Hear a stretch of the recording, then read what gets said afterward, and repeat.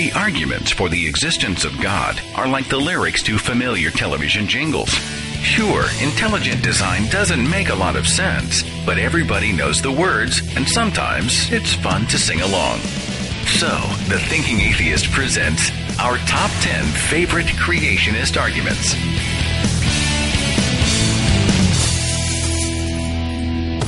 Number 1. Carbon dating isn't accurate to determine the age of the Earth.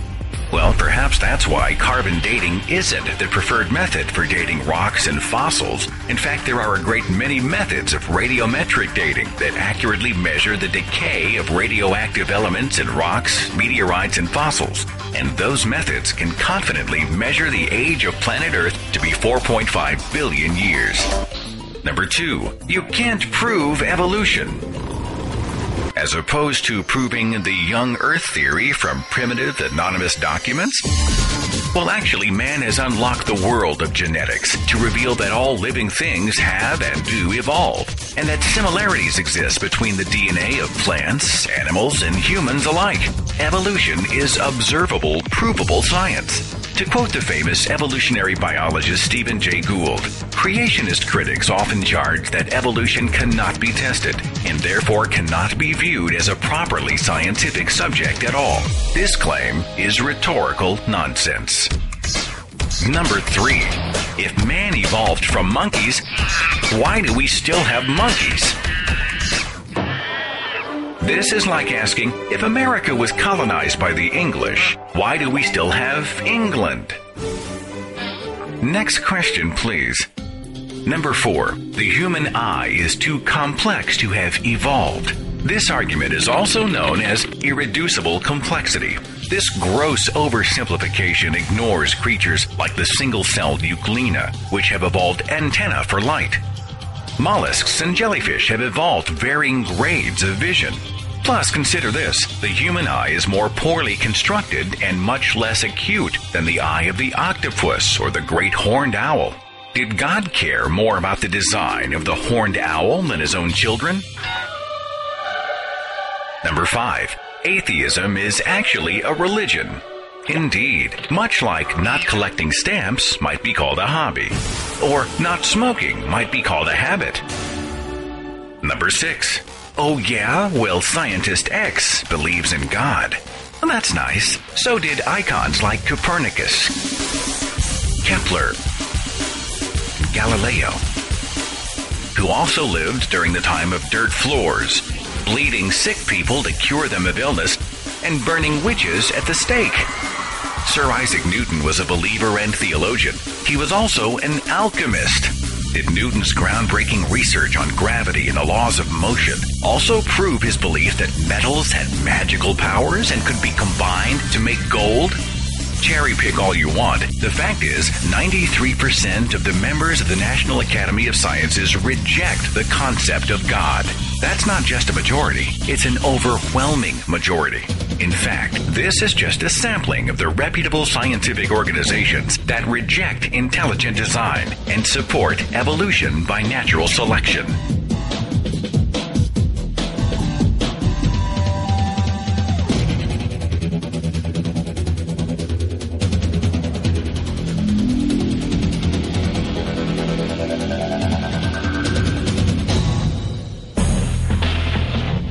Number 7. So you're saying that everything happened by chance? No. Well, chance certainly plays a part in the evolutionary cycle, but natural selection promotes non-random change of specific desirable traits over time. Living organisms didn't just pop into existence by chance, but they did evolve over millions, sometimes billions of years. Number 8. America was founded as a Christian nation. Actually, the U.S. Constitution never mentions God, and the mention of religion in Article 6 and the First Amendment serve to separate religion from government altogether. The words "In God We Trust" weren't printed on American coins until 1863, after a religious surge during the Civil War. Paper money didn't have it until 1957. The words "under God" weren't even in the original Pledge of Allegiance. They were added by Congress in 1954.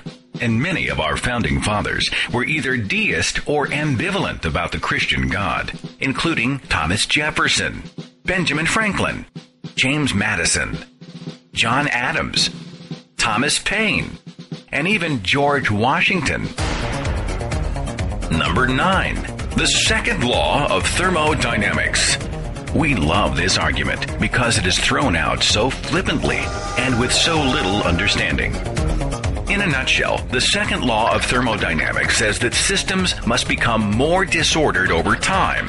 So, complex living cells and organisms couldn't have come out of basic inanimate chemicals. In other words, more time means more chaos. What creationists fail to mention is that this law only works in a closed system where no energy or matter leaves or enters. The Earth is not a closed system. It receives outside heat and light from our sun's nuclear fusion, fueling simple organisms so that they can become more complex by consuming other forms of life and non-living materials.